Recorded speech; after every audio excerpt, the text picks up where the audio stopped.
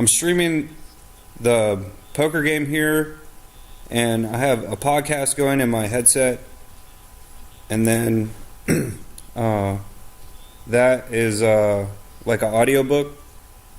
He had his eye, however, on a much larger arena, the supermarket chains, and he soon had two of them completely under his thumb. One was the Key Food Cooperative, on the board of directors of which sat a Gambino captain, Pasquale Pat Conti. The other was the Waldbaum chain. It wasn't Castellano's business acumen or competitive pricing that got him prime shelf space.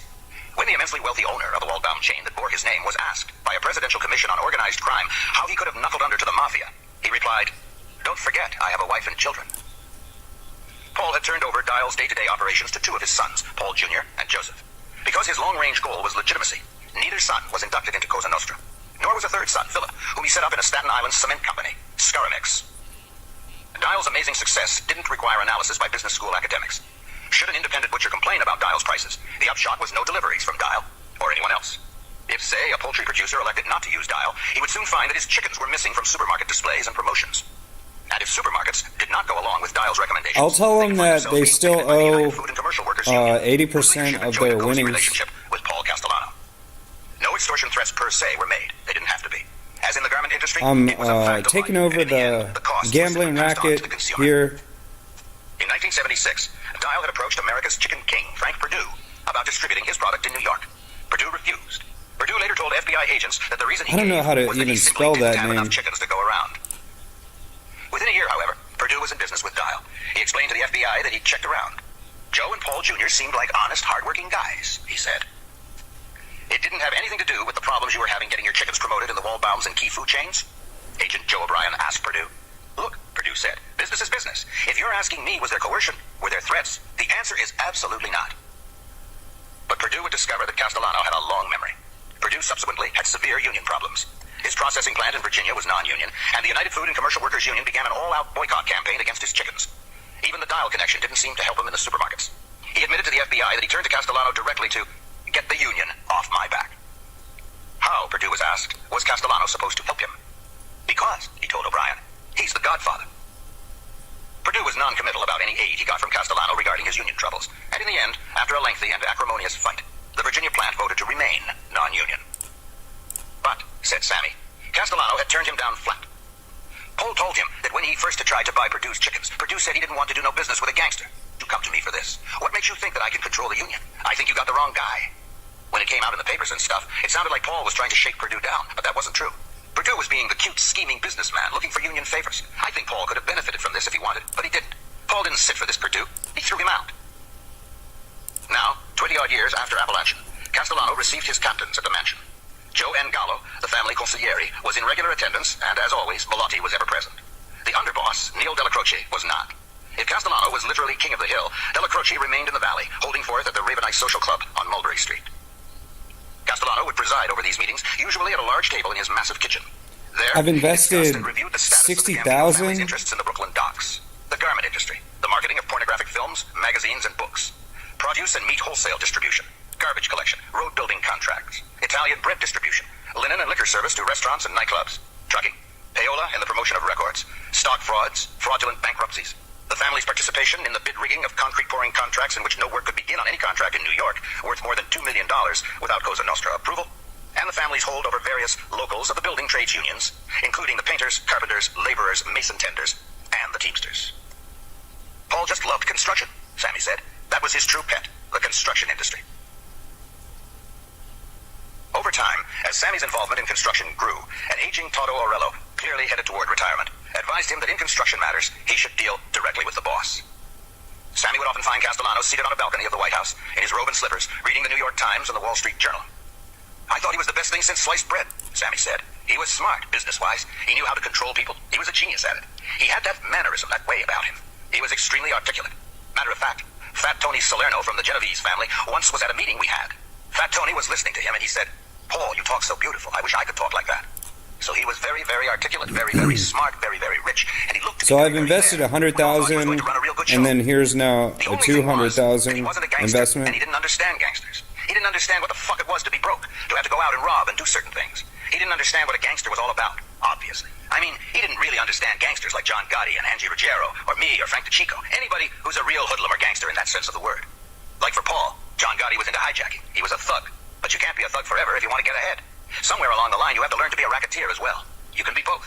Gangsters can have certain rackets they control because they have street knowledge. A racketeer could have all kinds of rackets because he's smart. But he could never be or understand what the fuck it is to be a gangster. He don't know what it is to rob tires. He don't know what it's like to sit in your in-laws' house with one room for you, your wife, and your kids, and you can't pay rent or buy a car. Paul don't know these things. One time, later on, I'll never forget it, we're up at the house. There's me, Frank DeChico, John Gotti, I think Nino Gaggi and Roy DeMeo, whatever. All the guys in the family who regularly killed for Paul. The guys Paul sent out when he wanted somebody hit.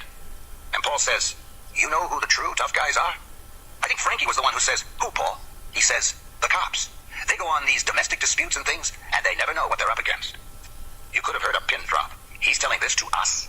He's sitting there with guys who you send out to do a piece of work, piece after piece of work, whacking out other guys here, there, and everywhere, and you have the balls as a boss to say to us that the true tough guys are cops?